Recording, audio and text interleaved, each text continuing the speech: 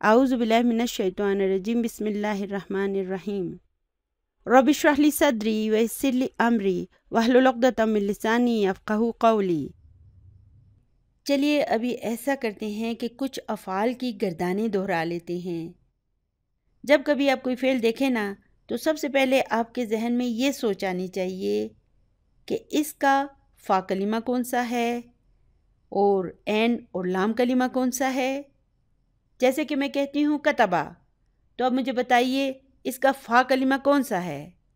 جی ہاں، کا، یعنی کہ کاف، اور عین کلمہ تا، اور لام کلمہ با۔ آپ کو یاد ہوگا کہ ہم نے ساکن ضمائر اور متحرک ضمائر پڑھے تھے۔ شروع کی 5 اسناد ساکن ضمائر کے گروپ میں سے تھیں اور پھر ہنہ سے لے کر آخر تک سب کے سب متحرک ضمائر کے گروپ میں تھے۔ اس پہلے گروپ کو ہم ساکن ضمائر کا گروپ اس لیے کہتے ہیں کہ ان کے یہ فاعل جو دراصل ان ضمائر کے یہاں پر ہونے کی علامت ہیں، یہ سب ساکن ہیں۔ مثال کے طور پر اس ذہبہ کو دیکھیں، اس کے اس فاعل پر سکون ہے نا۔ اسی طرح ذہبو میں یہ واو فاعل ہے اور اس پر بھی سکون ہے۔ پھر اس ذہبتا کو دیکھیں، اس کے اس الف پر بھی سکون ہے۔ تو دیکھیں یہ سب فاعل جتنے بھی ہیں نا، ان سب پر سکون ہے۔ اور یہ فاعل کیا ہیں؟ یہ دراصل یہ ضمائر ہیں، یعنی کہ یہ الف ہمیں بتاتا ہے کہ اس میں ہما کی ضمیر موجود ہے، یہ واو ہمیں بتاتا ہے کہ اس میں ہم کی ضمیر موجود ہے، اور یہ الف یہاں پہ ہمیں بتاتا ہے کہ اس میں ہما کی ضمیر موجود ہے۔ یہی وجہ ہے کہ اس پہلے گروپ کو ساکن ضمائر کا گروپ کہا گیا ہے۔ یہاں ذہبہ اور ذہبت میں اگرچہ فاعل مستتر ہے، اس کے باوجود ان دونوں کو بھی اسی گروپ میں رکھا گیا ہے۔ پھر دوسرا گروپ جو ہے متحرک ضمائر کا جو گروپ ہے نا، اس میں دیکھیں کہ ان کے یہ فاعل جنہیں میں نے سرخ رنگ سے لکھا ہوا ہے، ان سب پر کوئی نہ کوئی حرکات موجود ہیں۔ یہی وجہ ہے کہ اس دوسرے گروپ کو ہم متحرک ضمائر کا گروپ کہتے ہیں۔ کیوں کہتے ہیں؟ اس لیے کہ ان کے یہ جو فاعل ہیں جو کہ ان ضمائر کے یہاں ہونے کی علامت ہیں، ان سب پر باقاعدہ حرکات موجود ہیں۔ تو یہی وجہ ہے کہ ان دونوں گروپس کو ساکن ضمائر اور متحرک ضمائر کا نام دیا گیا ہے۔ چلیے اب جیسے بچے ٹیبلز کو یاد کرتے ہیں نا، اور ہمارے دیہات میں بچوں کو دونی کا پہاڑا یاد کرایا جاتا ہے، اسی طرح سے ہم کچھ افعال کی گردانیں دہرا لیتے ہیں۔ یاد رہے یہ جو ہم دہرا رہے ہیں نا، یہ فعل ماضی ہے، جسے اردو میں ہم فعل ماضی کہتے ہیں، پاسٹ پرفیکٹ، ٹھیک ہے؟ تو چلیے سب سے پہلے کتبہ کو دہرا لیتے ہیں۔ کتبہ کے کیا معنی ہیں؟ یعنی کہ اس نے لکھا، ہی روٹ۔ کتب، کتب، کتبو، کتبت، کتبتا، کتبنا، کتبتا، کتبتما، کتبتم، کتبتی، کتبتما، کتبتن، کتبتو، کتبنا۔ انہیں دہراتے وقت آپ کو پتہ ہونا چاہیے کہ فعل کہاں پر ہے اور فاعل کہاں پر ہے، کیونکہ جب کبھی کوئی فعل ہوتا ہے تو اس کا کوئی نہ کوئی فاعل ضرور ہوتا ہے۔ تو مجھے بتائیے کہ نحنو کے لیے ہم کیا کہیں گے؟ کتبنا۔ اچھا، ہیا کے لیے کتبت۔ دیکھیں اس موقع پر اگر آپ سے غلطی ہو رہی ہے تو آپ بالکل پریشان نہ ہوں، بس کوشش کرتے جائیں۔ ہم سب انسان ہیں اور ہم سے غلطی ہونا نارمل بات ہے، یہ کوئی انوکھی بات نہیں ہے، ٹھیک ہے نا؟ آپ کا کام بس کوشش کرنا ہے، چاہے غلطی ہو یا نہ ہو۔ اچھا چلیے اب مجھے بتائیے کہ انتم کے لیے کیا آئے گا؟ کتبتم۔ ہم کے لیے کتبو۔ ہنہ کے لیے کتبنا۔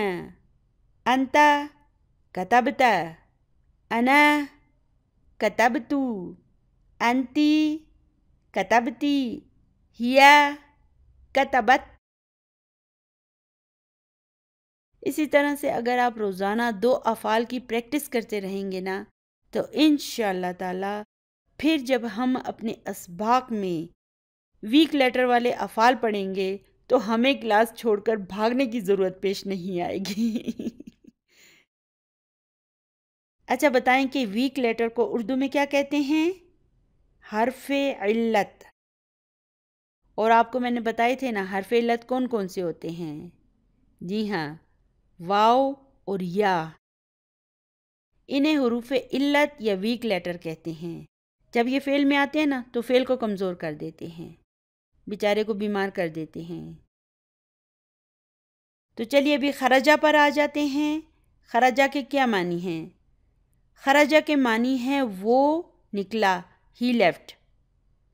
तो चलिए इसकी गर्दान बनाइए। खरजा, खरजा, खरजू, खरजत, खरजता, खरजना, खरजता, खरजतुमा, खरजतुम, खरजती, खरजतुमा, खरजतुन्ना, खरजतू, खरजना। चलिए अभी ज़हबा की बारी है। ज़हबा के मानी है वो गया। ज़हब, ज़हब, ज़हबू, ज़हबत, ज़हबता, ज़हबना, ज़हबता, ज़हबतुमा, ज़हबतुम, ज़हबती, ज़हबतुमा, ज़हबतुन्ना, ज़हबतू, ज़हबना। चलिए अभी मैं अपनी एक स्टूडेंट से सवाल करती हूँ, हल ज़हबती इला सूक़ अल-यौम? तो वो क्या जवाब देगी? नाम ज़हबतु। चलिए अभी एक मेल स्टूडेंट से मैं सवाल करती हूँ, अज़हबता इलल मस्जिदिल यौम? तो वो क्या जवाब देगा? नाम ज़हबतु। तो देखें मुज़क्कर और मुअन्नस दोनों ज़हबतु इस्तेमाल करेंगे। चलिए अभी मैं कुछ शागिर्दों की जमात से सवाल करती हूँ, हल ज़हबतुम इलल मस्जिदिल यौम? तो वो क्या जवाब देंगे? नाम ज़हबना। और अगर मैं ख़वातीन की एक जमात से पूछूं, हल ज़हबतुन्ना इला सूक़ अल यौम? तो वो क्या जवाब देंगी? नाम ज़हबना। तो देखें जमा, मुज़क्कर और मुअन्नस दोनों ने ज़हबना का जवाब दिया है। ठीक है ना? तो जो मुतकल्लिम होता है ना उसमें मुज़क्कर और मुअन्नस के सीगे अलग अलग नहीं होते। मर्द भी कहेगा ज़हबतु और औरत भी कहेगी ज़हबतु। मर्दों की एक जमात भी कहेगी ज़हबना और औरतों की भी एक जमात कहेगी ज़हबना। ठीक है ना? चलिए अभी जलसा की बारी है। जलसा के मानी हैं वो बैठा। जलसा, जलसा, जलसू, जलसत, जलसता, जलसना, जलस्ता, जलस्तुमा, जलस्तुम, जलस्ती, जलस्तुमा, जलस्तुन्ना, जलस्तू, जलसना। चलिए अभी रजा की बारी है, यानी कि वो लौटा। रजा, रजा, रजाऊ, रजात, रजाता, रजाना, रजाता, रजातुमा, रजातुम, रजाती, रजातुमा, रजातुन्ना, रजातू, रजाना। अब है समिआ। समिआ, समिआ, समिऊ, समिअत, समिअता, समिअना, समिअता, समिअतुमा, समिअतुम, समिअती, समिअतुमा, समिअतुन्ना, समिअतू, समिअना। अब बारी है शरिबा की, यानी कि उसने पिया। शरिबा, शरिबा, शरिबू, शरिबत, शरिबता, शरिबना, शरिबता, शरिबतुमा, शरिबतुम, شربتی، شربتما، شربتن، شربتو، شربنا۔ اب ہے اکلا، اس نے کھایا۔ اکلا، اکلا، اکلو، اکلت، اکلتا، اکلنا، اکلتا، اکلتما، اکلتم، اکلتی، اکلتما، اکلتن، اکلتو، اکلنا۔ اچھا ابھی میں کہتی ہوں حل اکلت التفاح اليوم؟ تفاح کسے کہتے ہیں؟ سیب کو۔ یعنی کہ میں اپنی ایک طالبہ سے سوال کرتی ہوں کہ کیا تم نے آج سیب کھایا؟ تو وہ جواب کیا دے گی؟ نعم اکلتو۔ اچھا اب میں ایک طالب علم سے سوال کرتی ہوں حل اکلت التفاح اليوم؟ کیا تم نے آج سیب کھایا؟ تو وہ بھی یہی جواب دے گا، نعم اکلتو۔ اسی طرح اگر میں طالب علموں کی ایک جماعت سے سوال کروں حل اکلتم الموز اليوم؟ تو وہ کیا جواب دیں گے؟ نعم اکلنا۔ اور اگر میں خواتین کی ایک جماعت سے یہ سوال کروں نا کہ حل اکلتن الموز اليوم؟ تو وہ کیا کہیں گی؟ نعم اکلنا۔